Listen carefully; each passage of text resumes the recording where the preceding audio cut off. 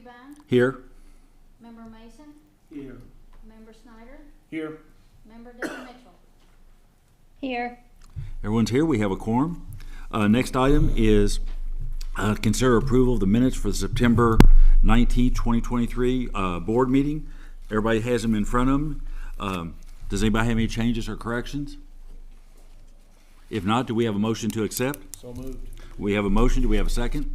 Second. We have a motion and second. All those in favor say aye. Aye. Those opposed? Minutes are adopted. Next item, accept financials. Mr. Denton? Yes, thank you, Mr. Cubine. Good evening, board.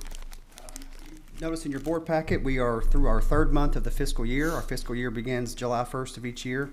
I'll give you a little quick update on our audit. Our current audit is under technical review at the partner level, and we'll be getting a draft, we think, next week. So that'll be plenty enough time for us to review and have it on the agenda for you all, a presentation by Blue, and then we'll ask for your approval of the draft before issuing the final. So that's where we are with that process. I'd like to just get started on page 27 of your board packet, looking at the statement of net position as of September 30th, 2023. Looking here at your total assets, line 60, current year. This is current year compared to prior year and the variance between. So as of June 30th of 2023, we had just over $234 million in total assets. You notice that was up 15.7 or 7.2%. You'll notice there that the main contributor to our increase in assets year over year is our increase in property, plant, and equipment of over $10 million. So that's 64% of our total increase in assets is our investment back into property, plant, and equipment on all three divisions. Looking at liabilities, line 125, current year, $107.4 million. You'll notice there in the third column that is almost $9 million more than a year ago, or a 9% increase. And some of the drivers of that, the two main, is our increase in interloans payable and also our increase in our deferred pension liability on their pension and other post-employment benefits. If you look at the last four lines of our liabilities there, you'll notice the inflow, KRS and OPED inflow, and also the KRS and OPED liability are a total of $55.9 million, which is about 52% of total assets if you look at it. So, looking at, you take your assets minus your liabilities, that gives you your net position on line 145 of $126.7 million. If you add your liabilities and net position together, it equals your assets of just over $234 million. I'd be glad to break down any of those categories or any questions you may have, but that's a little summary of where we are on our balance sheet for the period. Anybody have any questions for David? Steve? Yeah, David, the pension liability, can you re-educate me on what's driving that number? What makes that number? Sure. It was several years ago. It was, I think it was GASB 68 was one of them.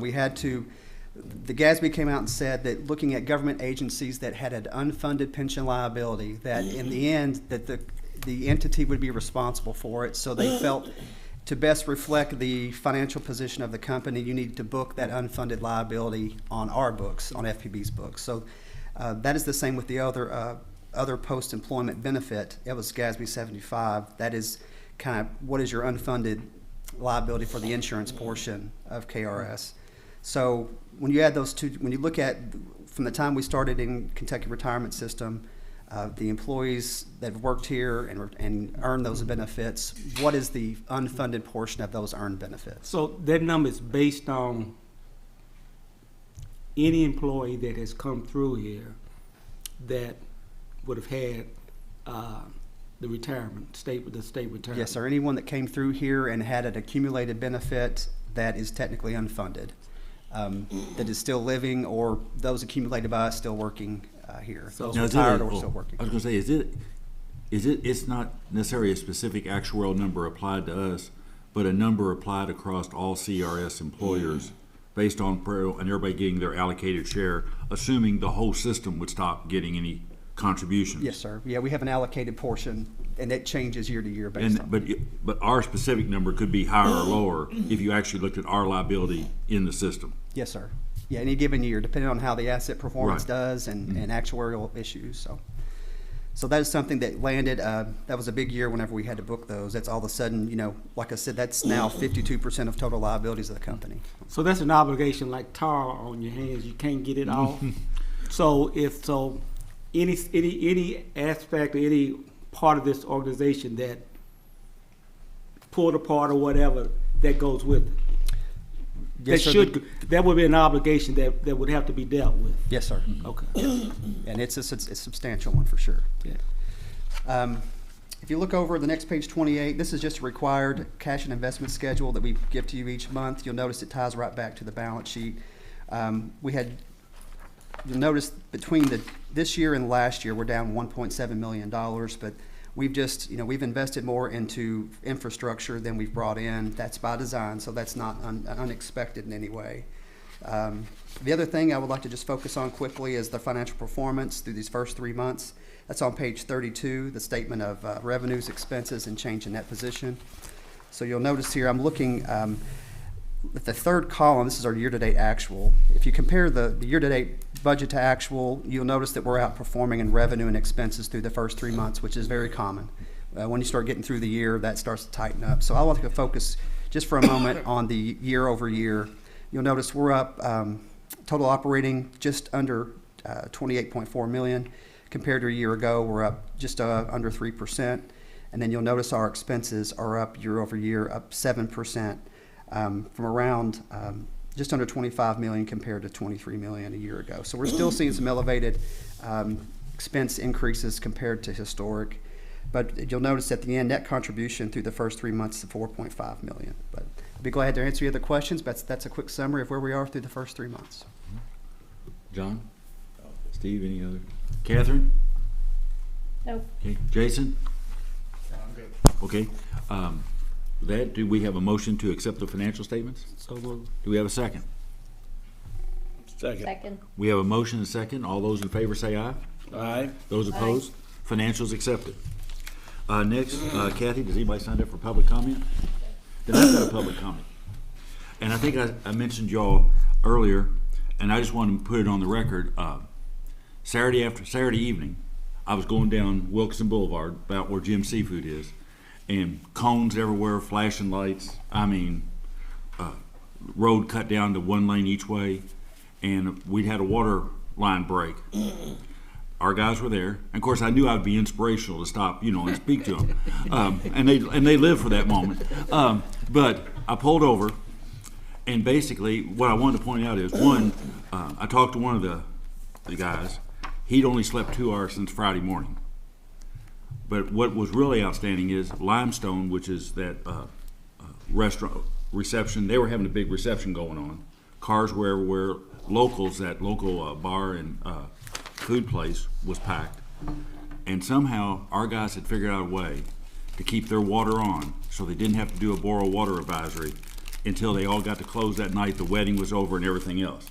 I mean, it was Old Faithful down there shooting up, but they'd figure out a way to keep them all running all night, which was pretty impressive, especially when those guys hadn't been to sleep but 2 hours in 2 days. So I just wanted to point that out. It was pretty impressive. So next, Gary, you want to take us to the informational items? Yes, definitely, Mr. Chairman. Actually, the first one is we probably have a public information. This is Cassie. I'm here. Yes. You want to brief the board? Or? Yeah, I have a couple of things. Just really quick, we had a next band presence at Bourbon on the Banks. I want to thank the folks that came out and worked on that. We were able to set up a display about Next Band and Next Band Stream. It was a lounge type setup for the folks that were attending. They were doing tastings of bourbon, and we had TVs with football games, baseball games, so that people could and chairs and stuff, so people could come just have a place to relax, and we were able to set that up for them. With local people that came by, we showed them how Next Band Stream works and gave them some information about that. But again, just another way to support a premier event here in our community, and we were glad to be able to do that.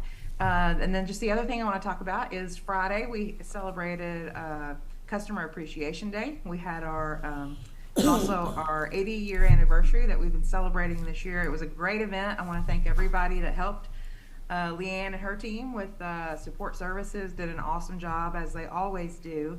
I'd also like to thank my team in media services and marketing and communications for getting all the stuff set up, and actually the whole company, electric and water and telecom, for letting us come and steal some stuff for you to set up all of the display cases that are in the lobby now, and they look great. And I think all of our employees that were there were kind of looking at each other's display cases and deciding whose was the best.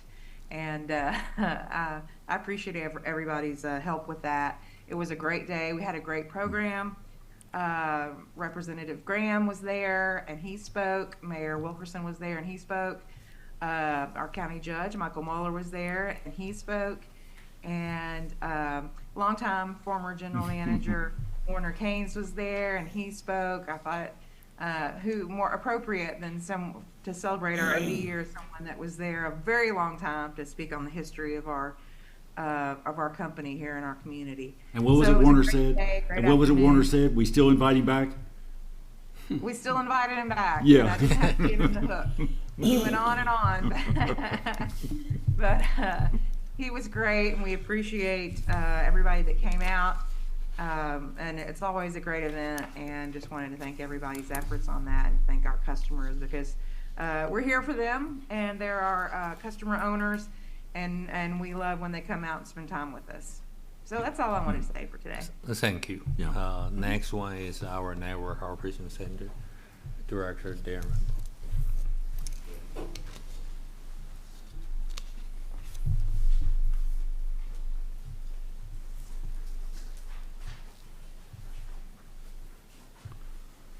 Good evening. For the Network Operations Center, we currently have an open position, but we're doing interviews for that next week, so we hope to get that filled Was quickly. it a person that works in the call center or a locator? Call center. Call center, Yeah. okay. It's okay, it's not a locator. Okay. No. For the month of September, the knock-in are 374 trouble calls, and the locators did 642 locates. So that's just right at about 2,000 for the year, or since July 1st. So busy as usual. You know, everybody's trying to get everything in before cold weather sets in, I guess. Is there anything I can answer for you guys? Any questions? Any questions for Darren? Catherine, Jason, anybody? No? Thank you, sir. Okay, thank you, appreciate it. Thank you. Next is our Customer Service Supervisor, April.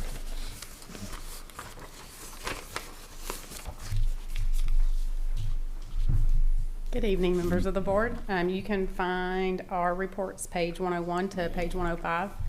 You'll note on page 101 that we didn't provide the average hold time for the calls. That was because of the new phone system. We were in the old phone system for part of the time and then in the new system from the other part of the time, so it was kind of hard to match those up. Plus, we were doing some live testing and those kind of things. So we didn't provide that, but we'll have information for you next month, a whole month on the new phone system. We've worked most of the kinks out and are continuing to learn more things about the new system and are pretty excited about it. If you have any questions or Any questions for be April? happy to answer. Catherine, Jason? Okay. Thank you. Just Thank want to you. add that Kathy could not have ordered a better day for customer appreciation. Yes, It was yes. perfect. It was, yes. Thank you. Next is Telecommunications Superintendent, Adam.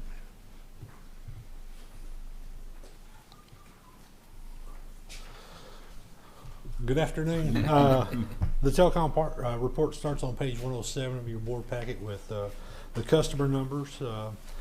Page 108 are the trouble calls for the month. They were pretty average. We did have 2 outages, which is on page 109.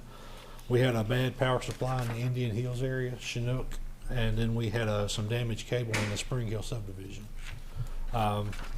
Real quick on the next band update, they're finishing up in Benson Reserve. The overhead crews are working over there by the hospital in 127 South. We're actually splicing up 2 creeks, so that'll be the next area we activate. And the underground crew should finish up by the end of November, so I guess that'd be good for Darren. So we'll be done with all underground as far as conduit placement. We still gotta go back and put the fiber in, but all the underground should be complete system-wide. So be happy to answer any questions. Steve, John? Yeah, I have one question. Adam, Right now, you say we're at 1553 on the next band right now, is what's the number you have in the thing on your chart. About how many customers could we have in next band in terms of, that may have either not have, cable far as- service or something? As far as homes Yeah, passed that homes can get it passed, now, yeah. probably close to 7,000 or 8,000. 7,000 or 8,000, okay, all right, okay. Do we have any idea for the homes that we've passed that aren't taking ours? Do we have any idea if they're with someone else or just don't have? They don't have any cable, fiber? or they have cable. Or cable, yeah. Right. Yeah, a lot of them have cable modem. They're just, sometimes our customers are slow to move, and that was one thing that we did last month with the rate change, is kind of get something closer to the 250 speed, and then if you move into a next band area, really that's the only service you can Right, sign up that's- for. So that's to help migrate those Yeah. over to the network. Okay, all right. Catherine, Jason? Okay, No, thanks. thank you, sir. Thank you. Next is our electric department. I don't know Travis, so go ahead, yes.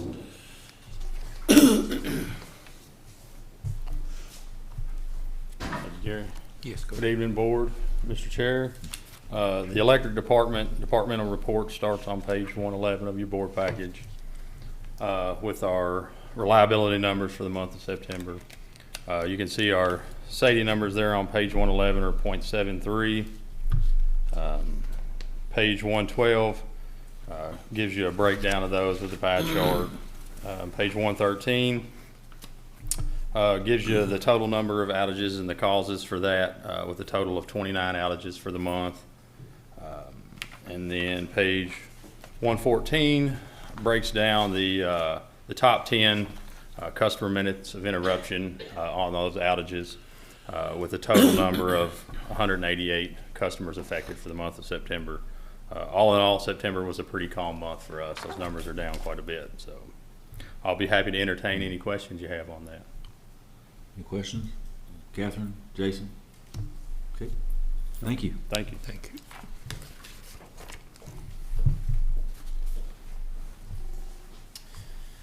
Good evening, everyone. I'll piggyback on Russ with the AMI report. Electric installs are at 14,776, and we are at 9,627 water installs. Shipments are still business as usual. We're expecting a water and electric shipment this month, so we're kind of on pace for what we expected. Like I said, just kind of business as usual on the AMI front. Any questions on that? Thank you. No, good. I'll roll right into the SEPA, Yes. if that's all right with you. Okay. So the SEPA report for August begins on page 115 of the board package. Our total SEPA bill was $81,878. Our net payment was $258,856 for a profit, if you will, of $176,978, which brings us to, if you turn to page 117, for the year of 2023 through August, the net benefit for SEPA is $841,864. And how's that track, David, with what you think we should be bringing in? Yes, sir. We estimate a total of 2.5 million for this fiscal year, so we're on track. Yeah. Good. All right. Any questions for Travis? Good. Thank you. Thank you, sir. For KYMEA, we really don't have a much new report. The rate on this month overall, include the benefit of the SEPA, still is a 7.5 cents. Okay. So, that's kind of just the fact there. I don't have anything new, on that, except you have questions about KYMEA. Okay. Catherine? Jason? Okay. Okay. The next report is safety. JD. And JD, I wanted to compliment you at Customer Appreciation Day. Oh, yes, sir. A lot of yellow tape, buddy. We did. We had the yellow tape. Yeah. Give props to Tyler, actually. He was the one that I sent him up there. I said, make sure it looks good. Yeah. He did. Good afternoon, everybody. Our safety report starts on page 119 and runs through page 120. For the month of September, we did sustain 2 recordables for the month, both minor in nature though. One of our water department employees sustained a thumb injury from a hand tool, and then one of water treatment plant employees sustained a strain injury while lifting an object. Both of the employees were placed on restricted duty for a short time, but both have been since released back to normal restrictions and improved. And on our vehicle accidents, we actually had a great month. No vehicle accidents to report. So, good news there. Happy to answer any questions. Great. Thank you, sir. And Gary, if I could, well, I was just thought of it, and I should have asked it while we got water coming up and electric. Is what happened on Taylor Avenue this past weekend, the rock slide? Does that affect us in any way, our infrastructure on electric or water or anything? No, not at this Okay. juncture. I think there's gonna be some issues with the sewer that's up on the hill. Mhm. We're gonna be doing some rerouting. Yeah. Then I think they're gonna look at the geotechnical. You probably go up to the mic there, I'm sorry, yeah. Sorry. I think the geotechnical people are gonna be looking at what will be done after they get that line ran. Okay. So, but at this time, it hasn't affected our water or electric. Okay. It's affected sewer, so Okay. we're keeping our fingers crossed. Okay. Because when we got the call, they said there was a wall of water where that pond is. Mhm. When that fell, it came across the road. So first thing, I was like, did it wash the road out? Yeah. Because we got an 8-inch water main that runs right through the road there. And the electric's over on the other side too, their poles are, so Okay. we're very fortunate Yeah. there at this point. But there's gonna be some more stuff that's gonna go on down there, so we'll Yeah. keep everybody posted. Okay, So, thank you. yeah. Sorry, I didn't mean to catch you off guard there. No just- problem at yeah. all. Good afternoon, Mr. Chairman, board members. The Water Distribution's monthly report is on page 121 through 123 for the month of September. We installed 3 new services. We had 10 main breaks and we had 4 outages. Besides our normal board report, we're about 95% complete with our Spring Hill Suites 12-inch main installation. We're done with phase 1 with Copperleaf, the new water main installation there. Like you were talking about this weekend, you know, last month we had 10 breaks. It was one weekend, we had 5 or 6 in one weekend. So this last weekend we had about 5 or 6 breaks too. I wanted to say a special thanks to Ray Kinney with Emergency Management, and the state helped us out with traffic control. Yeah. Because we had a leak on both sides of the road going at the same time. Yeah. And without their help, I mean, it makes it a lot easier for us to do our job. And not only once we got it fixed, we had to make road repairs. So we had to pour concrete. Their guys set with the concrete as it's set up so our guys could go home and get some rest. So very appreciative. Yeah. I'm gonna have to shout out to them, have a cookout for some of them Yeah. guys because it's very, very appreciated. So, any other But your guys, I questions? mean, I mean, it's true with everybody's telecom, electric, everybody. I mean, your guys have just, I mean, I've seen them out. I We've guess, been- but they said something with the ground as dry as it was, Yes. and pipes, I mean, Yeah. but I mean, they've been pulling some long weekends. We've had 2 really rough weekends in Yeah. the last month, so. And they appreciate you guys stopping by and saying. I'm sure they something. do. They do, they do, so. I'm sure they're que- like, Yeah, won't he just go home? Was it just Yeah. no, they don't. Any questions? I have a question. Was Yeah. it just a coincidence it was on both sides of the road? Well, I think when we shut the water off, the line that went to Jim Seafood had ruptured. And I think once we shut that off, it found another weak point on the other side of the road. That pipe was put in the 50s, so it's older pipe. So we're looking at some things to do in that area to maybe make some improvements down the road. So, yeah. Hopefully we're in good shape there for a while. I never make any promises when you're dealing with infrastructure that's old and some of the dry conditions we're dealing with. So, yeah. Thank you. Any other questions? Thank you, sir. Thank you. Next one is Water Treatment Plant Superintendent Brendan Powell.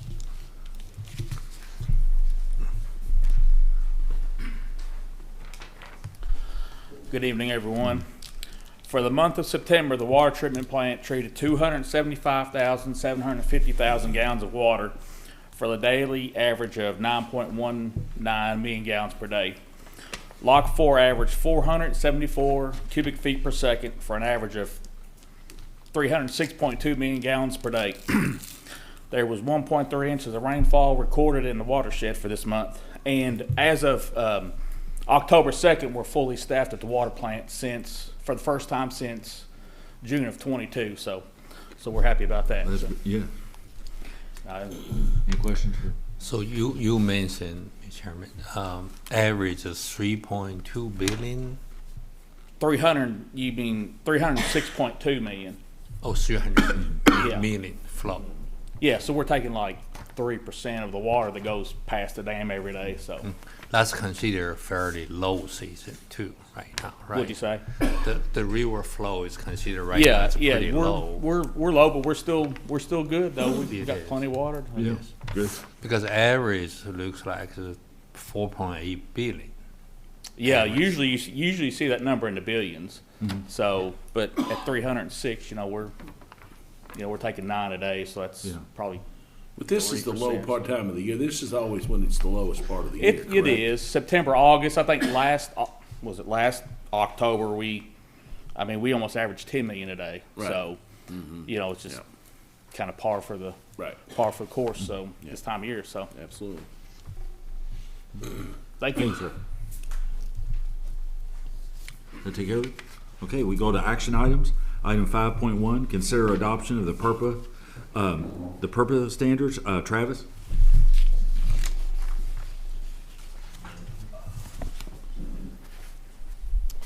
Good evening again, everyone. At the September regular board meeting, a public hearing was conducted related to PURPA shall consider standards, including new standards that were included as part of the IIJA, the Investment and Jobs Act of 2021. The new standards covered demand response activities and EV charging. Again, that public hearing was held concurrent with regular September board meeting. To date, I don't think we've received any comments. No one made any comments at the public hearing, and I don't think anybody submitted written comments either. So based on the feedback or lack thereof at the public hearing, staff's recommendation is at this time to decline to adopt the PURPA shall consider standards. The reason the recommendation is to decline to adopt, again, they're voluntary. The board does not have to adopt them. You just have to consider them. The logic there is if you adopted the standards now today, it somewhat ties our hands on what we have to do immediately. We're sort of under the gun, have to be compliant right away. Even if you do decide to decline, these are all worthwhile pursuits. It's things we want to keep considering going forward. For instance, it's the time of use program we talked quite a bit about at the last meeting. So again, staff recommendation is to decline to adopt the shall consider standards, but we would also recommend pursuing a voluntary time of use rate, which would include having a consultant most likely conduct a study, and then some months down the road we would come back and consider that further. Let me ask, a number of the things that were in the PURPA, were you saying we're not necessarily, we're declining, but we in fact had already done a number of the things, right, regarding, we'd done the rate study, the EV charge, I mean, we had a number of things. That's correct. Yeah, power supply planning is ongoing. That's in the works. Net metering, the board has considered and adopted a policy related to that. So yes, several of those standards the board has already adopted, either in part or in full, and some of the new ones are worthwhile to pursue as well. And if we did this time of use rate, what the board would be doing tonight is authorizing you to select a consultant, do the study, and then bring us a report back at a future date. Is that correct? Yes, sir, that's correct. My thoughts were it would be somewhat of an amendment to the cost of service study we just completed at the end of last fiscal year. We could amend that, if you will, to just kind of add on this new rate class that would, again, be voluntary if customers wanted it. And it hits some of the low-hanging fruit on these programs. Time of use covers, well, it's specifically mentioned, but it also helps with some of the demand response types of programs that kind of leads into that as well. Yeah, that is something we can do. But like I said, by declining the PURPA standards, we're not saying we're not going to do any of this stuff. It's that we're going to pick and choose what we want to do at our own pace and how we can do it economically and not be bound to take care of things right away. Correct? Correct. Absolutely. Yes, that's the intent. Steve? Catherine? Jason? So if we have a motion to adopt what Travis has recommended, that would also, do you need a separate motion, Travis, or would that also include adopting these and also concurring with you getting a proposal to bring us on the time of use study for action at a later date once we see the report? Gary, did you want Yes, to? Mr. Chairman, I do want to mention, Yeah. actually, you already know it, we still have one of the best net meter policy in the country. Right. It's in place. Every customer can enjoy to have that. So. Hans's recommendation is usually do separate adoptions. I don't know what in that case, Mr. Chairman, I'll go ahead and make a motion that the board declines to adopt the purpose standards set forth in 16 USCA section 2621 sub D in order to maintain flexibility and ensure that we meet the statutory. And that would also be continuing the things we're already doing that were in those standards. Right, yes. So we have a motion. Do we have a second? Second. We have a motion and a second. All those in favor say aye. Aye. Those opposed? Adopted. Mr. Chairman, Second motion. Mr. Chairman, at the same time, I would also like to make a motion that the staff search, I don't know if they're going to do an RFP or just do a Well, we got contract. I think we got with- two options there. One, we can ask staff to go out and do an RFP, or 1898 did the rate study. They talked about this in their rate study. I think from a procurement standpoint, since we are used to them, we could do that. What would be the board's preference? I would just as soon go ahead and use 1898 since they've already done the one study for us. They're familiar with our system. I would direct the staff to engage 1898 to do a time of use study with recommendations that can be brought back to the board. Jason, Catherine, is that okay with you? Okay. Yes, unless staff thinks that's, the fee would be out of line. Yeah. Yeah. Yeah. Okay. Subject to being able to reach a, Know what I'm saying? yeah. Mr. Chairman, I do want to mention that since they already done the study, Mhm. they have the whole data, they already do the whole rate study comparison. Add little piece, probably going to miss the most economic, except you find a new party, they have a start of scratch. That's kind of what I think. Yeah. And so, yeah, I mean, yes, as part of that motion, I will, if this, as long as that is economically Reasonable, feasible. yeah, and reasonable, yeah. If not, they can get other, acquired services from a different provider. Travis, you can tell 1898 we need a deal. So we have that motion. Do we have a second? Second. We have a motion second. All those in favor say aye. Those Aye. opposed? Aye. Adopted. Thank you, Travis. Next is consider approving a new tier of next band service for business customers and update max upload speeds as presented at the public hearing on September 19th. Harvey? Good evening, Har- Mr. Chair. This is Hans.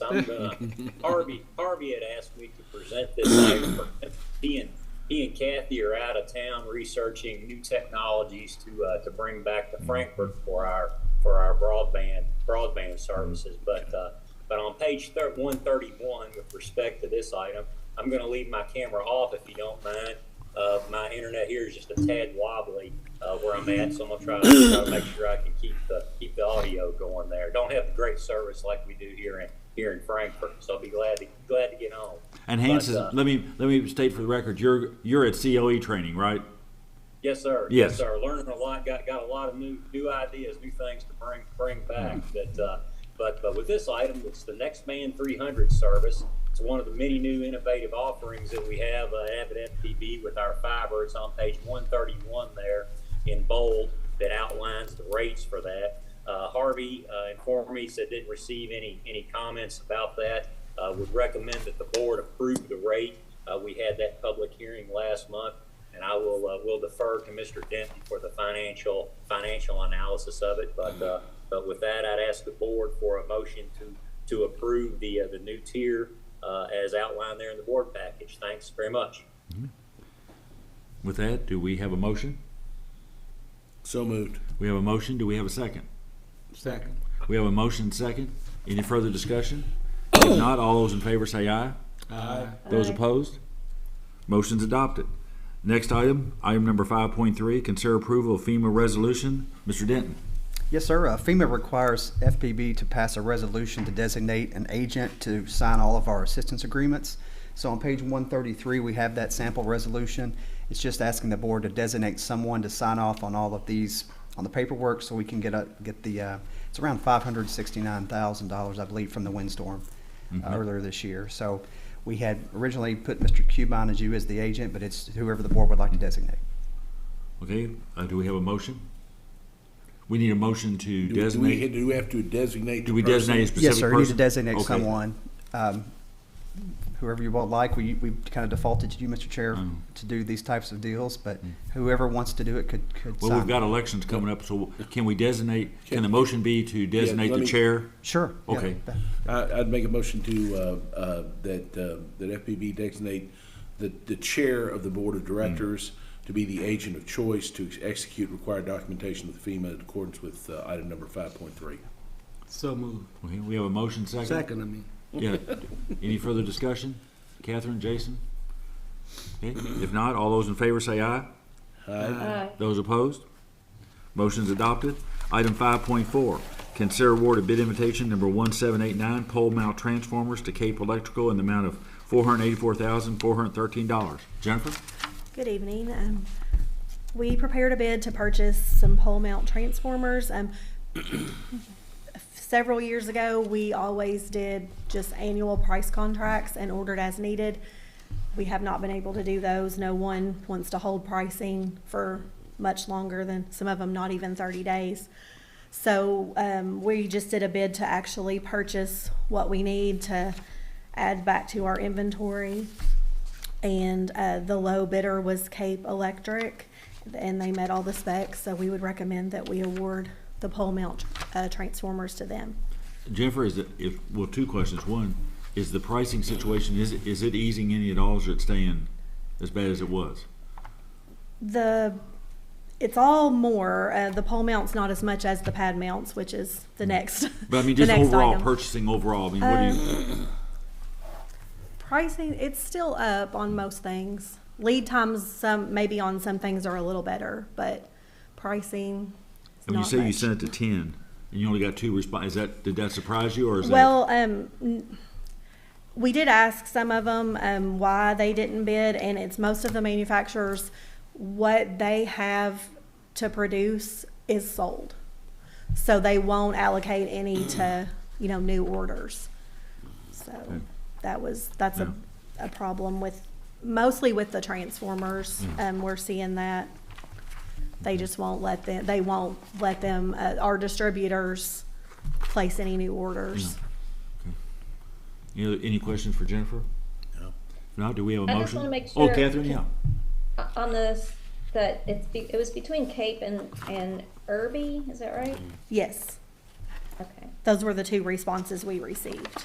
Okay, and I mean, I'm just, unless I'm reading it wrong, kind of astounded at the price differences. Right, and they both represent 2 different manufacturers, and the higher bidder is a more expensive manufacturer. They've always, I mean, even before COVID, I believe they were usually pricier than the other ones. It's much. Yeah. We use higher. Cape. I recognize, I mean, I don't know what the numbers are, but we've used Cape. I recognize their name. We use them a lot, don't we? Yeah. Yes, we have 4 or 5 regular electric vendors that we use. I mean, there's others too, but we have the main. Those, and the Cape is one of them. Jennifer, I noticed that Cape did not submit a bid for the last 2 items on the bid, the 333 and the 500 KVAs. Right. But the Irby did. I mean, is that something we could go back and get from Irby? We through could, just those, or? we did, we had a meeting, with the superintendent and engineering, and then us in purchasing. And those 2, they are just gonna double check, if we have, what we have on the lot, and if there's anything that they foresee we need immediately. Right now, we're just gonna leave those You're 2 just off. gonna leave those be for now? Yeah. Okay, all right. So that we could, if we do purchase them, we would probably rebid it at that point, Okay, because okay. this would be That sounds good. older. Yeah. And they would not have the price anyway, this much later anyway, probably. Right. So, yeah, okay. No, that's fine. Thank you, Mr. Chairman. Any other questions? If not, do we have a motion? So moved. We have a motion. Do we have a second? Second. We have a motion and a second. All those in favor say aye. Aye. Aye. Those opposed? Motion's adopted. And Jennifer, you're up again. Item 5.5, consider awarded bid invitation number 1790, pad mount transformers to Irby Utilities in the amount of $247,539. And we separated the bids for pole mount and pad mount. So the same thing, we just sent out 2 separate bids for this other type of transformers. Obviously, on this one, we only received 1 bid. And these are the single phase. We are probably gonna have a bid next month in front of you for the 3-phase pad mounts. But on this bid, we only got 1 bid, so we recommend that we go with them because we do need to get those on order for the 90-week lead time. Is that pricing about what you had budgeted or you thought it'd be? As far as budgeted, I'm not sure if they, I mean, we knew they were a lot more expensive than previous years, but yeah, we weren't sure how they would come back. Yeah. Okay. So Catherine? I don't know that they're comparable, but it's a little worrisome that they're the only ones that came back, considering how much more they were on the the poles. So, I mean, is there any way around this? We cannot wait. Is that what you're saying? We do need to get them on order, and again, we reached out to other, there were 2 manufacturers that immediately declined as soon as they received the bid, that they just don't have the inventory. And then we asked some of our other vendors, why didn't you bid? And they said they could not get any allotment of single phase. So as far as the answer we're getting from every vendor is Howard is the only ones who have single phase pad mounts available. As far as the manufacturers we normally use. Is Travis still here? Yeah. Travis, could you put that up? I think you might be answering the same exact question. Yeah, you wanna? No, go ahead. Is there something about the single phase or is this something like, this is a result of like storms and that in other parts of the country making a shortage, or is this just? Yeah, I think for all the reasons above, single-phase pad mount transformers seem to be the worst of all. All transformers are difficult right now. You saw the overhead bid.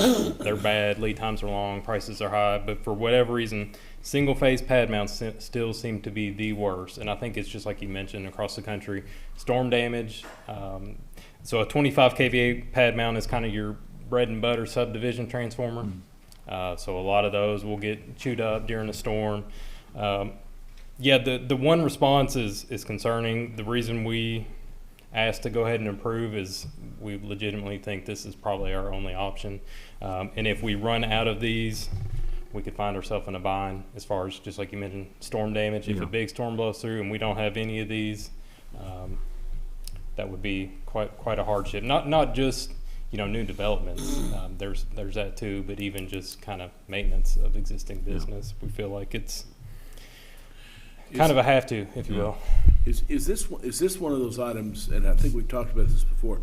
Is this one of those items that you can get, that you can refurbish one that's already existing, or is that an option, or does that come up depending on how badly it might be damaged and whether or not it's just old or?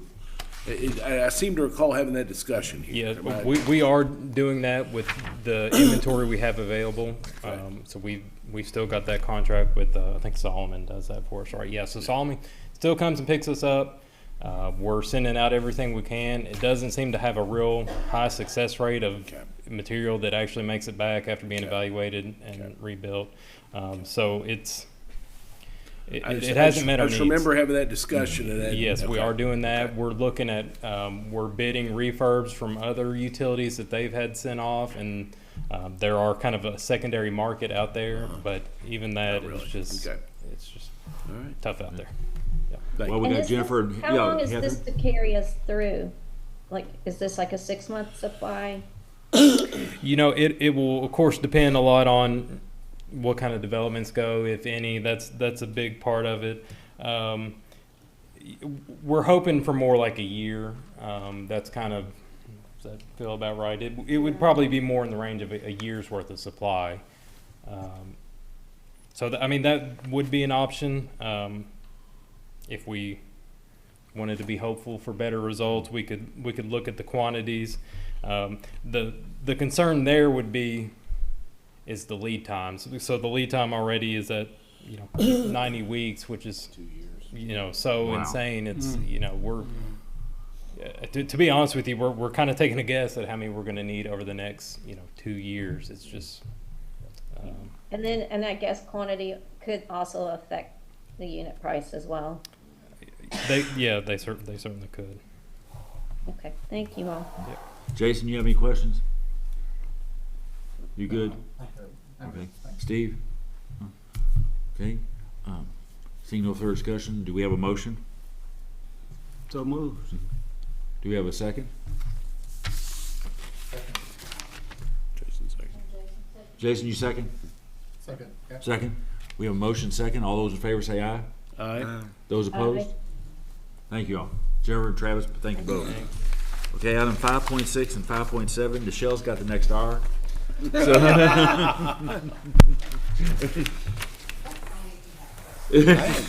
had the next 15 minutes, Mr. Chairman. Michelle, you got 3 pages, 3.5 pages. Good evening. 5.6, consider stop-loss coverage and plan changes for the 2024 employee health plan year. Staff recommends the board consider approving renewal with Pan American for the specific and aggregate stop-loss coverage for the 2024 FPB employee health plan. Our consultant, Cheryl Morgan, searched for competitive pricing and received responses from 14 stop-loss carriers. Please see their portfolio located on the detail pages on page 145. Our current carrier, Pan American, offered the best overall option for stop-loss coverage when an additional liability corridor is considered. To reduce premium expenses, Cheryl Morgan recommends that we accept the additional liability of $100,000 aggregate specific deductible. One or more health plan members must meet the additional aggregating specific deductible of $100,000 before the carrier is responsible for reimbursement. The total projected health care expenses for 2024 are estimated to decrease by $53,000 annually. See the highlighted section on page 141 of the renewal comparison proposal spreadsheet. There are no recommended changes to the listed employee payroll contributions for the 2024 plan year. Staff asked the board to approve the renewal of stop-loss coverage for the 2024 plan year. Let me ask this, Michelle. Yes. Our premium is going down $53,000, but we're taking the risk for an additional 100? Yeah, so we've done this previously and we're doing this currently. So what that means is you're trading, well, right now our premiums went down because we had a good claim year. Right. But in addition, we're trading premium for liability. So if we take on this additional 100K, it's not necessarily that we'll have to pay that out. But for premium, we know that we have to. So if we had, say, if it was $50,000 more, was the difference between taking on this 100,000, we know we're going to pay the premium. Right. But as far as the 100 additional liability, that may or may not happen. So we definitely are going to say 53. We possibly could expose ourselves to quote an additional 47,000 in liability if the full 100,000 tree. It would wipe out our savings and cost us a little more. Yes, yes, it could possibly. Mr. Denton, based on what you had budgeted and what you've looked at, is this consistent with what you thought we'd be, or does this help us a little bit? Last year, in '23, we had 3.2, and we're a little better. We went for 3 million this year, so it's in line. 80% of our budget is claims, so if you have a good claim year, we would still be okay. Okay. Steve, John, Catherine, Jason. So are we at the point you want a motion on this, or Yes, you want to go please. through it all? You want a motion on? Yes, and I could do them separately. Is the motion just on the stop loss coverage carrier? Yes. Okay. So do For we the have renewal. Okay, do we have a motion on the renewal with Pan American for the stop-loss coverage with the terms that Nichelle laid out in the report. So moved. Do we have a motion? Yeah, Okay. Second. Okay, we have a motion and second. All those in favor say aye. Aye. Those Aye. opposed? Okay. So for 5.7, these were some of the recommendations from staff and Cheryl Morgan. And so one of them is for the 2024 health plan year and prescription changes, is to exclude gene therapy. Gene therapy is a treatment for certain medical conditions that involve modification of an individual's gene. Some of these therapies are experimental and have negative side effects, as well as can be costly to a plan.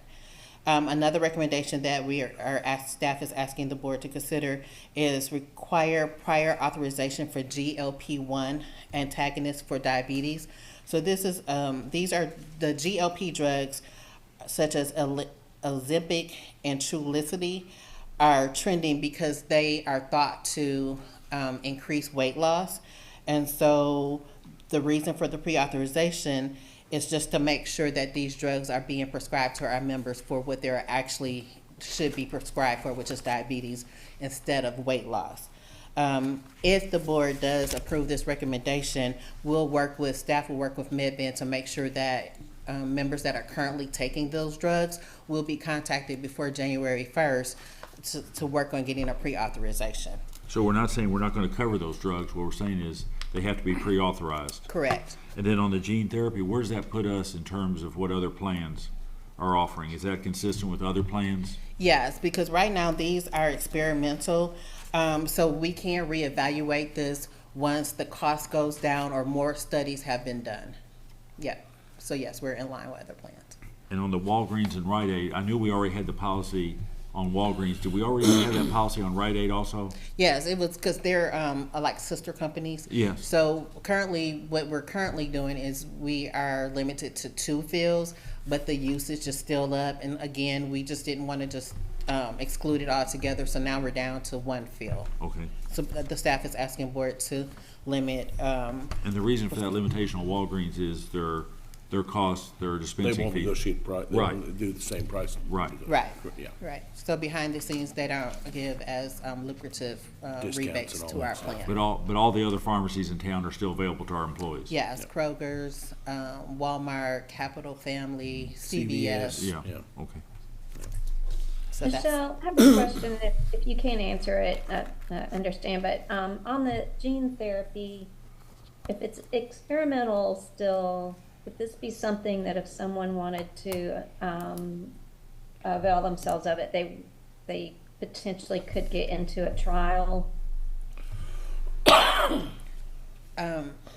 do you mean like would our plan cover a trial? No, I'm just, if people are worrying that maybe that's excluding an option for them, my first thought is if it's still experimental, and I don't know much about this, but is if you could still avail yourself of it through signing up for a trial. Yes, as long as it's outside of the plan. So I think what I'm understanding is like if I wanted to have gene therapy for, I don't know, for something, I can sign up outside of using insurance benefits. Yeah, I mean, I'm just wondering if you happen to have knowledge of that. I would think so, but I'm not for sure because I don't know. Because if you were to have any type of side effects to signing up for experimental treatment, I'm not for sure off the top of my head if that would exclude you from treatment on our plan. So say if you signed up for this experimental treatment and it causes another health condition, again, I'm not for sure if that would exclude you from treatment on our plan. Is that your question? I mean, I didn't really have any specific, but I mean that it's just sparking some ideas. I just don't want people to think that that means they could not avail themselves of it, gene therapy through some other route, like a trial. Okay. Which is always dangerous but the internet's always correct, I was just looking and it said right now there's 1,221 active clinical trials for cell and gene therapies as of 2022. It doesn't say where they're at, whether they're at university medical schools or whatever, but supposedly there's 1,200 active clinical trials going on in the U.S. What's Cheryl Morgan's rationale? I think I know, but what do they say specifically to exclude the gene therapy? Because of the risk as well as the cost. If we don't, it could be very costly to our plan. Yeah, but have they talked about the frequency of it being exercised? I mean, I know it costs a lot, but the percentage of people who might need to go that route. I know people are sick every day and stuff, and but in other words, how probable is it that somebody might utilize that? Well, it's starting to trend more because it's becoming more available and familiar to individuals as an alternative treatment. So that's why they were saying, as a preventive for cost savings, to go ahead and exclude it before we do have someone enter into. So under this directive, anything that was associated, any medical issue problem that's associated with the gene therapy would be excluded from payment out of this plan. For instance, if I got a cold from being, through gene therapy, my immunity was down, caught a cold, needed some, that would be perhaps not covered by this health insurance. And that's what I was trying to figure out. I don't necessarily. I think that's a question we don't know the answer to right now. Well, no, I think it's kind of what part of Catherine's question, I think, was that. Yeah, I think that's what. So you're saying if you decided on your own to join a trial for gene therapy, and you have an adverse side effect from that trial, would our plan cover it? Cover that, the adverse. Right. Yeah. I'm not for sure. Yeah. See, I understand the reason. I mean, the first one is the gene therapy, they exclude the drug, the medicines. I agree with the first one. The second part, one of us one day might just find out, we have a rare something and now, have nowhere to go. And I'm not sure if that's. Our current policy right now, to the best of our knowledge, would allow gene therapy coverage because we don't have a restriction. It possibly could. It may fall under other. We already have an exclusion for experimental treatment. Correct. So I mean, if this is truly experimental, and that's kind of the other thing about this is if you can prove the efficacy of something. I mean, I know they have to start somewhere and they have to do studies, but if you can prove the efficacy of a therapy, then you're much more willing to work for it. But in terms of spending the ratepayers' money for the employees, in terms of therapies that like you said, Steve, I understand. If you don't have an option, you don't have an option. But if it's a therapy that's experimental and it doesn't work, then is that a proper use of the money? I don't know. I know, but Steve asked a really good question. I mean, I think, well, all Steve's questions are good. But I mean, like but say you're in a gene therapy that we weren't paying for, maybe it was run by UK, U of L, or a drug manufacturer, and you had to go to the emergency room. You had a reaction, or you had a heart attack from it. The question is, would we deny the emergency room visit and the treatment for the heart attack that is related maybe perhaps to the gene therapy, but you're still there and we would normally cover ER, I think. So I guess the question is, even if we approve this tonight, can you bring it back next month with a definitive answer that says, and I think Steve raised a good point. I mean, if somebody goes out and gets in a program, and if they have to go to the emergency room or the hospital, they don't know what caused them to be in the ER, but they're there. And if they don't have their health insurance card, they're not going to get treated. I mean, I think we want to clarify that, Steve. Is that? Yeah, I mean unless it's urgent. Is this urgent? That's part to pass tonight. We need to put the thing out to the members, don't we?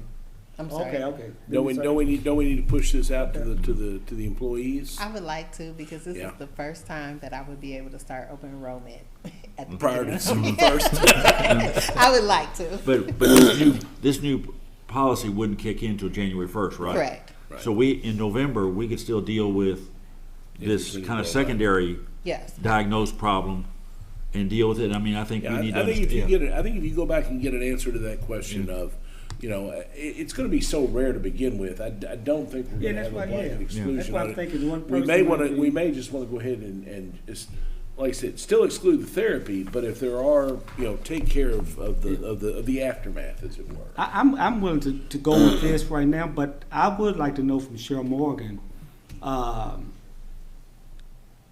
what real I know the statistics are there, that all of this, but what is the real potential cost of Okay. to us? Because, and how much was one person who has Well, some kind of gene therapy? You'll probably hit your liability. And then the other thing, if you have a cap on that part, just to keep them in the insurance, so In the meeting, she said Well, $1.3 million. Yes, That's exactly. Financial. Mr. Chairman. Katrina, Ms. Catherine, Chairman. you and Jason didn't hear it. Katrina just said what, one? One claim Yeah. for gene therapy could be like up to $3 million. Yes. Did y'all hear that? Mr. Katrina Chairman, said that claim could be one up to $3 claim for million. gene therapy could run $3 million. I also heard from the same meeting, correct me, I'm wrong, they said almost all the plan currently Yeah, I know the state plan is has excluded. exempted it This forever. gene therapy. Yeah. It's not a unique. I'm sorry. Catherine? Gary, can you repeat what you just said? He said almost all plans already exclude gene therapy. And I know the state employee health insurance plan excludes gene therapy. Okay. So, but if. All right. I mean, my only other concern was, and John, you pointed this out, that it says some of these therapies are experimental. So, I mean, I'd just rather there be definitive reasons to exclude instead of sort of some are experimental or whatever, like a little more definitive rationale. So, Michelle, if we adopt this, then for next month, I think we need a little more, Okay. because that still gives us prior to January 1st to flesh it out some more. Yes. So we need some more information on, quote, what does the word some mean?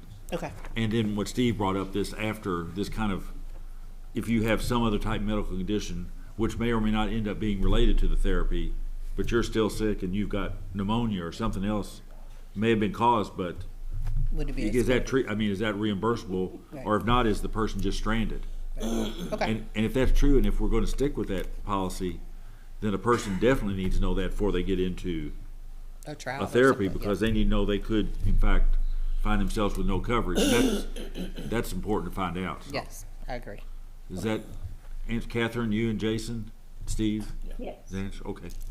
So, do we have any other questions on this?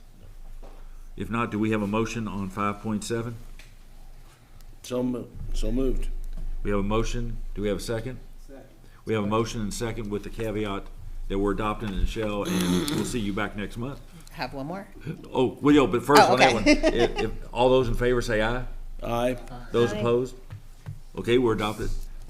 Okay, one more. Okay, 5.8, consider approval of GAG clause attestation requirements for self-funded health plans. So a 2021 federal law requires that all group health plans sponsors file an attestation declaring and verifying that they have not entered into any agreement with healthcare or service providers or provider networks which prohibit them from accessing certain claims and healthcare provider data. The law restricts a plan's ability to have access to or share healthcare provider pricing and claims data. This provision is known as the GAG clause, and it is designed to increase transparency by removing GAG clauses on price information from agreements. MedBen, our third-party administrator, can prepare and file the attestation for FPB's health plan, but only with written authority from FPB's health plan sponsor to do so. Staff asked the board to approve MedBen to file an attestation on behalf of FPB via the federal portal. Please see the gag clause requirements in the detail pages on page 149. Are the gag clauses here standard boilerplate that all insurance companies, or is this anything custom to us or MedBen, or is this the same thing that any other plan is signing? So it's, all plans are signing this. However, it's based on our agreements. So MedBen has reviewed the agreements that we have with them or other providers to make sure that it doesn't include any of the restriction of us providing pricing. Okay. So the clause requirement is standard. Okay. But our agreements are separate or different than other insurance companies. Is Hans on? Hans, are you out there? Yes, sir, right here. Have you taken a look at this? Yes, sir. It's meets with my approval, and of course, the discretion of the board. But whoops, hello. Yes. You're still here. Still here. I'm getting the my screen's doing some stuff here, but it's the board's pleasure. But I would recommend it's approval. Okay. Hello. Yes. Yep. Sounds good. Any questions for Nichelle or Hans? Okay, do we have a motion on 5.8, approval of the CAA gag clause attestation requirements for self-funded health plan? We have a motion. Do we have a second? Second. We have a motion and second. All those in favor say aye. Aye. Aye. Those opposed? Motion's approved. Thank you. Well, you didn't take much time at all. But you gotta come back next month. Yes. Item 5.9, conduct election of officers of the Board of Directors for the Frankfurt Plant Board. Hans, turn it over to you. Yes, sir. May I ask a quick question? Are the other members of the board still visible on the screen? My screen's kind of cutting in and out. Yes, Yes, they are. yes, they're here. Okay, that's great. You don't need to see me, but we need to see the other board members, of course. So great news. But with respect to the elections, all members of the board are eligible to hold the offices in the board. We have a chair, a vice chair, and a secretary treasurer, and any board member is eligible to hold these offices. So we need to elect new officers for each of these three positions. So get started, I guess, with the election for the chair. So I'd like to ask for a motion to open the floor for nominations for the board chair, please. I would make a motion to open the floor for nominations for the position of board chairman. Great, thanks so much. Is there a second, please? Second. Great. All in favor? Aye. Aye. Aye. Great. So we have the floor open for nominations for the board chair of the Frankfurt Plant Board. Do I hear nominations for the chair? Hence, I'd like to nominate John Cubine to serve in the position of chair of the Frankfurt Plant Board Board of Directors. Yes, sir. I hear John Cubine as chair for the chair of the Frankfurt Plant Board Board of Directors. Do I hear any further nominations? Hearing no further nominations, then I would ask for a motion to close nominations for the board chair. I'll make that motion to close the nomination. Second. Thank you, sir. Thank you. Do I hear a vote, please? All in favor, say aye. Aye. Okay. All right. Aye. Thanks so much. I would ask for a motion to elect John Cubine as board chair of the Frankfurt Plant Board. So moved. So motion to elect Mr. John Cubine as board chair. Do I hear a second? Second. Second. Great. Do we have a vote on the issue? Aye. Aye. Aye. Great news. That sounds like the ayes have it. Congratulate Mr. Cubine. Thanks so much for your service, and we appreciate it. And with that, I can either hand it over to Mr. Cubine as board chair to officiate the other elections, or I can continue at the board's pleasure. Why don't you do it? Yeah, why don't you No, why don't you do it? You want me to do it? He's kind of in and out. He's kind of in and out. Okay. I Am I cutting in and out on the audio? No, it's just that you're having a hard time not being able to see people and stuff.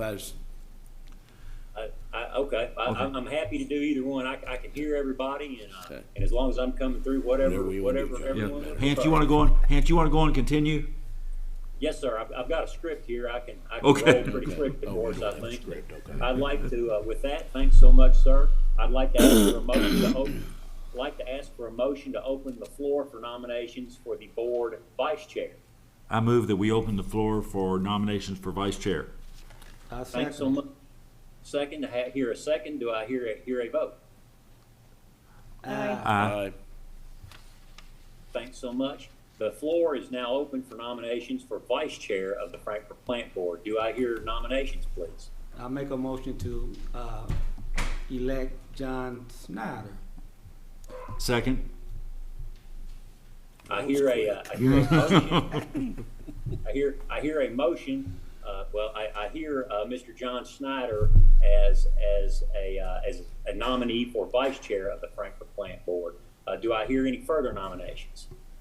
Hearing no further nominations, then I would ask for a motion to close nominations for the vice chair of the Frankfurt Plant Board. I move we close nominations. Second. Hear a motion and a second. Call for a vote, please. Aye. Aye. The floor is now closed for nominations. I'd like to ask for a motion to elect Mr. John Snyder as vice chair of the Frankfurt Plant Board. I move we elect John Snyder as vice chair of the Frankfurt Plant Board. I hear a motion. Do I hear a second? Second. Hear a second. I'd like to call for a vote to elect Mr. John Snyder as vice chair of the Frankfurt Plant Board. Aye. Aye. Sounds like the ayes have it. Congratulations, Mr. Schneider, on being elected vice chair of the Frankfurt Plant Board. With that, I will call for a motion to open the floor for nominations for our board secretary treasurer. So moved. Second. Hear a motion and a second. Do I hear a vote, please? Aye. The floor is now open for nominees for the secretary treasurer of the Frankfurt Plant Board. I'd like to nominate Steve Mason for the position of secretary treasurer of the Frankfurt Plant Board. I hear Mr. Steve Mason nominated as secretary treasurer of the Frankfurt Plant Board. Do I hear any further nominations for secretary treasurer of the Frankfurt Plant Board? I move we close nominations. I hear a motion to close nominations. Second. And hear a second. Do I ask for a vote to close nominations? Aye. Aye. Have a vote to close nominations. I'd like to ask for a motion to elect Mr. Steve Mason as secretary treasurer of the Frankfurt Plant Board. So moved. I move to elect Steve Mason as secretary treasurer of the Frankfurt Plant Board. I hear a motion to elect Mr. Steve Mason as secretary treasurer. And a second. Do I ask for a vote, please? I move we elect Steve Mason as secretary treasurer. Sorry, done. Well, I thought we were motion. I thought we closed that one. We're ayes now. We're back to ayes. Yeah. Sorry, Hans, got off the script. No problem, buddy. Oh, no problem. No worries. I would just ask for. I would ask for a vote to ask to elect Mr. Steve Mason as secretary treasurer of the Frankfurt Plant Board. Aye. Aye. Also, sounds like the ayes have it. Congratulations, Mr. Mason, on being elected as secretary treasurer of the Frankfurt Plant Board. And with that would conclude the officer elections for the Frankfurt Plant Board, with Mr. John Cubine being elected chair, Mr. John Snyder elected as vice chair, and Mr. Steve Mason being elected as secretary treasurer. And thank everyone for their service. What about Hans? Do we need to elect officers of the property? No, sir, not yet. this That's year. on a different schedule. Okay. That's on a different. I think Kathy. I can't recall if Kathy. Next could help year? me out with that. It's in the middle of the. It's like 20. It's in July or something. Yes. May or July. Yeah. Yes. And these are for terms, and everyone's term is going to end October 2025. Okay. So that concludes that item, unless anyone has any questions or other comments. Thanks, Hans. sir.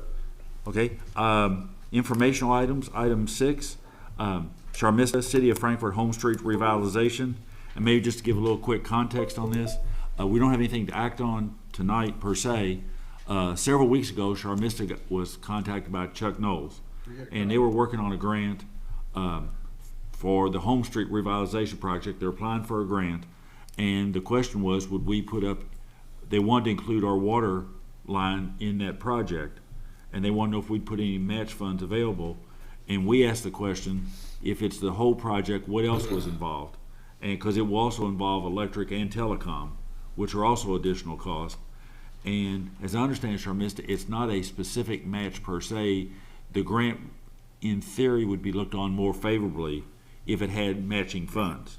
Correct. So, as I understand it, Chuck is looking now for not necessarily a hard number, and that we wouldn't necessarily even need to expend this money in the current budget year, but basically, as he's preparing a grant with water cost and electric and telecom, is the plant board disposed to putting in some matching funds that would not be paid necessarily in this year, but, and as I understand it, you can talk that water is going to need to do some replacement work on Home Street at some point, yet to be scheduled, but some point in the future. Is that, you want to take it from there? Sure, yeah, just to know, they did apply for a grant. The city did apply for a grant. It's called Reconnecting Communities and Neighborhoods, and they did submit them on September 28th. So they did request us to do a 20% commitment, and they would like that from each line of business. Mm-hmm. However, you know, the water department already has a water line replacement line item in our budget. We budget about $500,000 a year. And the Home Street, there's a section of Home Street from High Street, I guess near the Transportation Cabinet Building, up to about Nicole Place, Nicole Plaza Place. There were some breaks a couple years ago, and we were going to schedule that for some replacement work. But then this revitalization project has been talked about for years, and so there was a decision to go ahead and fix the breaks and hold off and do the water line replacement under this project. Okay. So technically, it wasn't actually planned. It was going to just basically was a result of the breaks. But now that we know this project's coming up, we thought it'd be an opportunity to, if we could do a 20% match, we can get part of it funded. So that's where we are now. And so this informational item, as Mr. Cubine said, is basically just to know that we're going to be receiving a formal letter from the city. It'll come from their city manager. And I did talk, you know, I talked to Chuck previously, and he had said that they already have the 20% match. Frankfurt Sewer Department, the city pulled from the general fund, and KYTC, their commitments already exceed 20% of the project. However, I did speak with the engineer today to do some follow-up, and he said ideally they do want a 20% from each entity that would be performing work on the job. So ideally they would want a 20% commitment from each line of business. So when we get that letter, that's just something to discuss. We'll see. I don't think, from what I understand, I'll let Travis and Adam obviously speak on their behalf, is they don't have a line item for replacements like water does. So I know that's going to be a little bit different for them, but it's all just something to know. It's coming. We'll get the full letter. It'll be directed to Gary, and then it's something that we can talk about and decide what, if we want to commit, and how much we're comfortable committing. So Okay, Is John? is this when they did the Second Street Tiger Grant? Is this a similar way, or did we put up a matching fund on that one as well, or not? Okay, so as far as water, it was roughly, total project cost, I want to say, was roughly $450,000, and they only reimbursed us $150,000. So Okay. we did contribute more to that project. I believe, and Travis, you got 100% refunded for your work. I think electric was 100% refunded for theirs. So, you know, after talking to Chase, he said we need to have that 20% commitment. He said if each entity, not just Frankfurt Plant Board, anybody that's doing a job, they would almost need to get a loan for that 20% so that it shows there's a 20% match. That's what he told me about these federal grants. I don't know if that applied for Second Street. Like, I don't know if did they get Might a 20%? be a different funding formula. Okay. Right. Do you remember, David, how? We didn't have to do any, it was much easier than that setup. We didn't have to do any loans or any additional commitment. Okay. Now, I guess the other question I have, Charmist, is, you know, you talked about how you all have something in the budget for water line replacement, whereas Adam and Travis's shops do not. Is there work, and maybe this is a question Travis and Adam and, you know, electric and cable need to answer. Is there work that can be done in that area? Is there work that you all were planning on doing in that area, or is that just catch as catch can kind of a thing? Travis, you and Adam want to? Yeah. Mr. Chairman, I may say one word. They probably far know better than what I'm going to talk about. The difference is the water, we can see a real benefit because the line is really old. Right. You just Yeah. saw this weekend happen. So because they are been there for a long, long time, so there's a real value. But to the electric telecommunication, correct me, we are simply just move the line. We are already in service. We don't gain, anything really particularly newer value. But go ahead, you probably know far Yeah, better. as far as the telecom part, we've already upgraded that area to the next band, so it's basically new facilities and for most of that area. So do you know, Sharmista, is the project would be like, in theory, requiring all new poles and everything along the route? Is that what it's, Travis, or? That's the way I understand it, yes. It was 50 some odd new poles that were going to have to be relocated for the lane changes, road widening, the paving. So it's most of that length of the Home Street corridor. I think electric's rough estimate was about 850-ish thousand, and that was a very quick number that will need refinement, but we're kind of in that ballpark. And your figure, Adam, was what? 180. 100. About 180,000. Because you'll be just attaching to Travis's. And how much was the water, Mr.? Water was 900,000. That was the 20%? No, that's the Total. total. Yeah, that'd be the total. So we would commit 180,000. And they also just, they said we'd probably be over 2 fiscal years, so we wouldn't have to commit the funds all in 1 year. So Adam, is that yours? Is that what? Yeah, that's 20%? total. So no, our 20% would be 36,000. Oh, okay. Somewhere along in there. And then yours, Travis, would be, 850 would be total. So, okay, so 20% of that. 20% of that's gonna be, one 170 or so, 165, yeah. so basically it's 20% of $2 million. Yeah, pretty much. Actually, it's more than that. Yeah, right. I don't know. So, I mean, at this point, we're not having to act on anything, and it wouldn't be in this year. But when they're gonna redo that, they're gonna actually probably be submitting the grant, what, in the spring? Like I said, they did submit in September 28th for this grant, but if they don't receive this federal grant, then there's a US DOT grant that comes open in the spring, and they'll apply for that. And then that would delay. And so as far as schedule, it all depends on if and when they get funding. If they get this RCN grant that they just submitted, then they'd say they'd probably find out in the spring. It takes about 6 months. So then we would know. But if they don't, then they'll apply for that US DOT grant. So it's just depending on if they get anything and when they get it. But if we had our wish list, we'd like it to be more like the Tiger grant, right? It'd be less of a commitment. We did more than 20% on Yeah, but I mean, Tiger overall, grant. we're that way electric and. Absolutely. Right? Yeah. Come on, going up to the, Come on up. Hey, come on up, or come on down. whatever. Well, I've had a lot of long nights on Home Street. Yeah. The Tiger grant, we were basically, it was materials. It was about 150,000, and then we had to foot the rest of the bill to get a new 12-inch main down 2nd Street. Here, we've got about 900,000 to $1 million job that would have cost us about 200,000 to replace all that. Yeah. So looking at that, it would be a very good deal for water. Water. Yeah.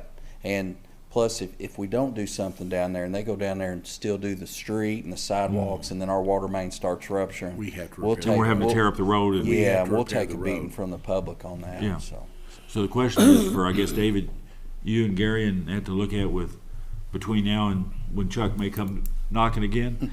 The question is electric and telecom, and do we want to pledge any match to those costs or just to the electric? Or just to water, I'm sorry, yeah. Yeah. Yeah. I would rather just water because really Yeah. just see the benefit to the customer. Yeah.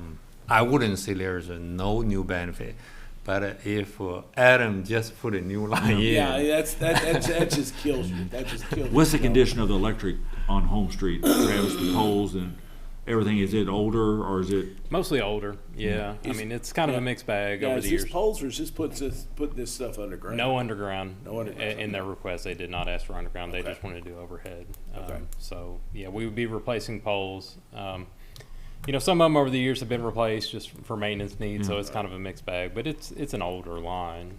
So, Yeah. you know, there's always some benefit to have newer recourse. Yeah, we'll be replacing service lines too. It won't just be, it'll be Right. the main and service lines with the new lead and copper Yeah. road coming down the Right. pike. That'll all be new. And I don't think they meet city requirements as far as hydrant spacing, so we would put that in compliance as well. We'd have Now do what now? City requires hydrants typically every 500 feet, Right. and right now that's not there, so that would Okay. be another benefit to the area. We'd have adequate fire protection, fire hydrants along the Right. corridor as well. This would be adding additional hydrants and. Okay, any other questions while we've got everybody up here? So, I guess, David, I mean, I know you already are, just try to work with everybody and just see what it looks like and just kind of what our best position would be and what we could or couldn't do and financially, and then obviously this would be something we'd be budgeting for in the next budget, so. Okay, thank you all. Okay. Okay, Gary? Any informational items or comments? I don't have any comments on the general managers. Any old or new business? Nope. Old? Yes. Yes. Yeah, Travis, last month, as you know, we kind of began the discussion somewhat on economic development, and Travis has accumulated some additional information on what other utilities are doing, and he said he could give us a little bit of an update tonight just as we keep gathering information. So Travis? Yes, sir. Thank you again. So I've done a few more surveys around, various utilities around the state. Kind of the same as what we had found before. It's really, take your pick. You can find just about any utility that has any program out there. But most of them that we've looked at, specifically for electric, have some kind of credit for developments. So that would put us where we have no credit currently in the electric tariff on the, probably you would call it the more restrictive side. So my initial thought on how we would want to approach it, again, nothing's up for a vote. So Right. any input the board had would be great. Would be looking at some type of refund policy for multi-lot developments. My thoughts initially are we would not want to do 100% refund. Again, this is just, my thoughts. This is how I would approach it. I was thinking more something, we looked at, I think the board received some APPA slides on yes. various line extension policies. One of the ones that was presented in that is contribution margin, or I think of it kind of like a net benefit. So developer would front the cost, but as they sold off lots or as they signed up new permanent electric services, we could do some type of partial refund. So that's kind of the direction I was going to head with a draft policy maybe in the next month or whenever the board. Have you would like found to any see. definition of what, quote, might be an eligible size development? How many homes? I mean, Yeah, they vary quite a bit. Our old one was 5 or more. That's what we called multi-lot previously. That feels kind of right size for Frankfurt. I guess you could tweak that a little bit, but most of what we would call a subdivision is in that neighborhood or a little bigger. Copperleaf, for instance, is going to be many more than that. As far as the formula for how I was going to approach it, and I'm interested if there's any board feedback on this, but I consider, power supply costs go right out the door. So as developments come on, new permanent electric services come on, that credit doesn't really go to us. That goes out the door to somewhere else. So a contribution margin, I see it as kind of revenue minus power supply. David also mentioned we should probably consider G&A costs, like administrative overhead. Would that be included in the credit? So again, that's kind of the direction we were headed with the draft for the board to look at in November or whenever you wanted. what other to take cities did you look at this last time? I looked quite a bit at kind of the western part of the state. I looked at Warren RECC. That's a growing community. They're kind of right around BGMU, the Bowling Green plant, that area. Yeah. From everything I can tell, most of the TVA utilities lean on TVA to support all their economic development policies, both if they have rate riders or line extension incentives. From everything I could tell, they all kind of defer to TVA, who has an entire economic development group. If you look at Warren RECC's website, they have a nice website set up just for this topic with some nice videos and links. but most of it redirects to TVA. They have economic development specialists. So anyways, that's, you know, not something that's available to us, but that was, we also looked at Bluegrass Energy. They're kind of local, if you will, along with KU. They have a refund policy. Most of the ones, I was trying to find anything that tied into jobs. I didn't really see that anywhere. It was more, either it was, you know, the lot was sold, it was kind of vague, left up to interpretation. My thoughts are on the refund trigger. To me, in our world, a new permanent electric service feels the most real, but if the board has other items they want to consider for that. Now, what's the definition of what you just said? A new permanent, what would that be for like commercial or industrial? Yeah, so a building is there, they've got a meter on the side of the building and they're taking service. So like a temp kit, you know, you wouldn't trigger, when they're building it, you'll set a meter next to the transformer. Right. That, in my opinion, would not. Is anything you've seen have some minimum size usage or service for that type of industrial? I mean, just putting up a Morton building in your backyard doesn't qualify as industrial, right? No, it would not. You know, we try and avoid interpretation as much as we can and make it as black and white as possible, but there's got to be some of that. You know, the engineering staff will make a determination, is this a legitimate revenue service? We'll have a load data form we'll send to the developer. They have to fill out, okay, this is exactly what size my panel is, how big my transformer is. So, you know, you can make an educated guess on how much usage they're actually going to have, what kind of revenue. So there are indications there, and if it's a non-revenue service, I think that's kind of a non-starter in my opinion. If it's a garage, well, that's a single points of service like a garage that's a non-revenue service is already specifically excluded. So I don't know that there'd be any need for that. Most of the factories we're seeing now are single line extensions, which is already addressed in the tariff. It's overhead underground cost difference. If it's a big factory, that's going to be free because underground's cheaper when you get really big. So like a single factory come in terms of line extension policy, I think that's already pretty addressed pretty well, unless you thought a need to readdress it.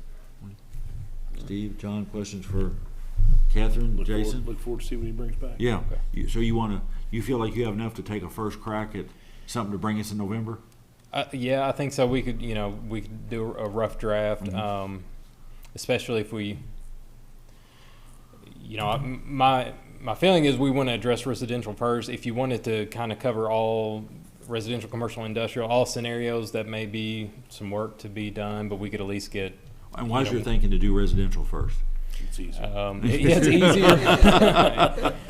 Yeah, it also feels a little less risk to me personally. Maybe the board has a different opinion, but for the most part, if a house is built, you're going to have some kind of revenue associated with it, where brick and mortar, commercial or industrial can be. So it seems like kind of like low and hanging fruit, but yeah, we can get a draft too. Yeah, I just try to make sure I just based on Travis, I had a discussion with him.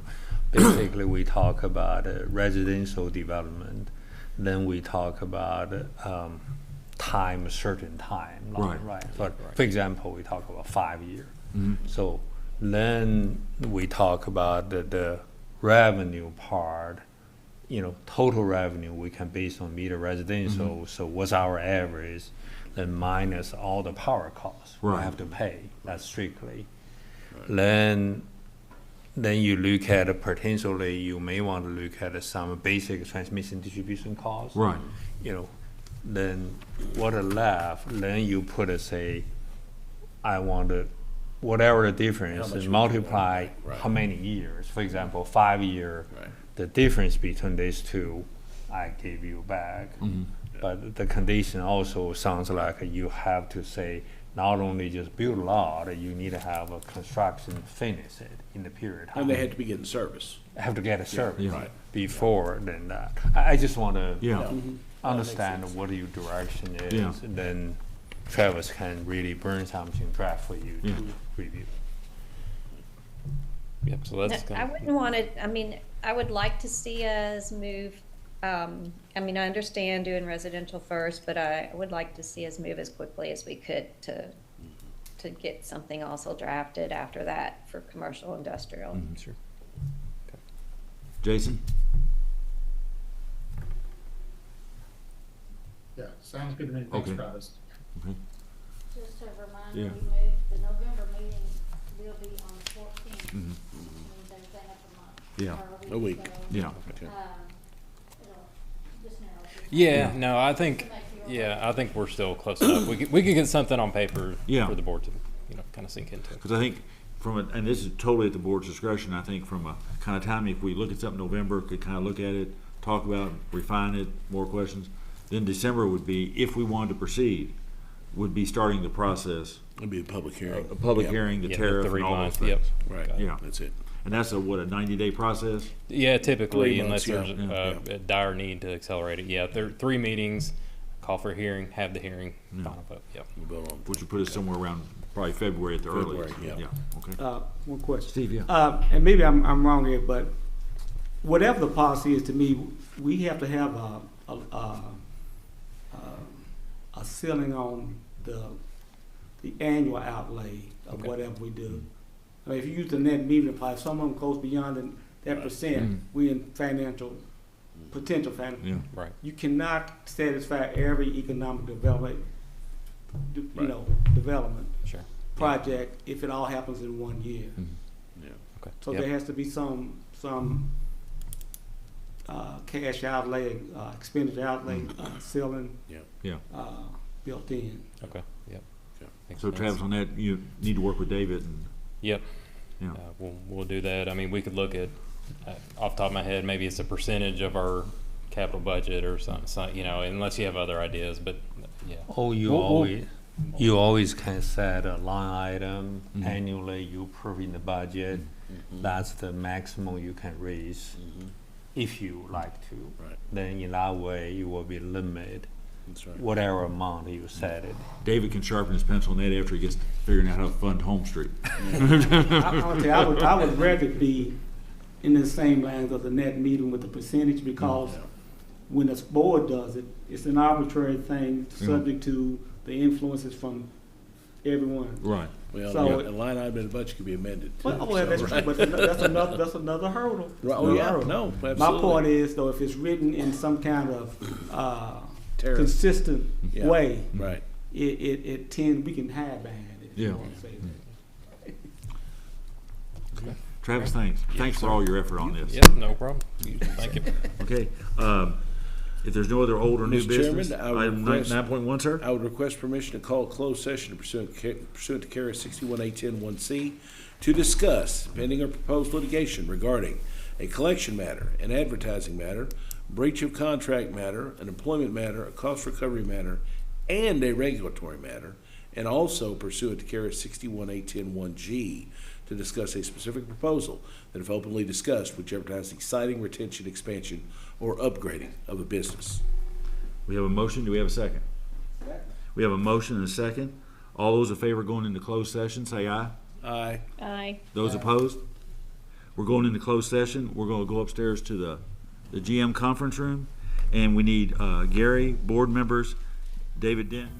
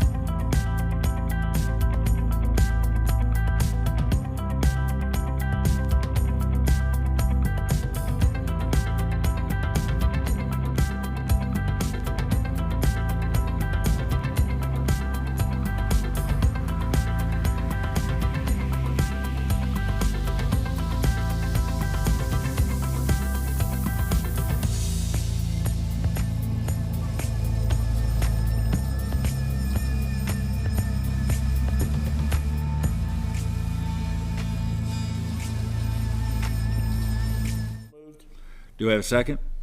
Second. All those in favor of coming out of closed session, say aye. Aye. Those opposed? We're out of closed session. Mr. Snyder? Mr. Chairman, I have one motion. I'd make a motion to authorize staff, after making the technical amendments directed in the closed session, to present both a mutual aid agreement with the Peaksville Water District and a flushing agreement with the Peaksville Water District to that organization. Do we have a motion for that action? The motion's been made. Do we have a second? I second it. We have a motion second. All those in favor say aye. Aye. Those opposed? Motion's adopted. Do we have a motion to adjourn? So moved. Do we have a second? Second. All those in favor say aye. Aye. Aye. Those opposed? We're adjourned. Thank you. Thank you.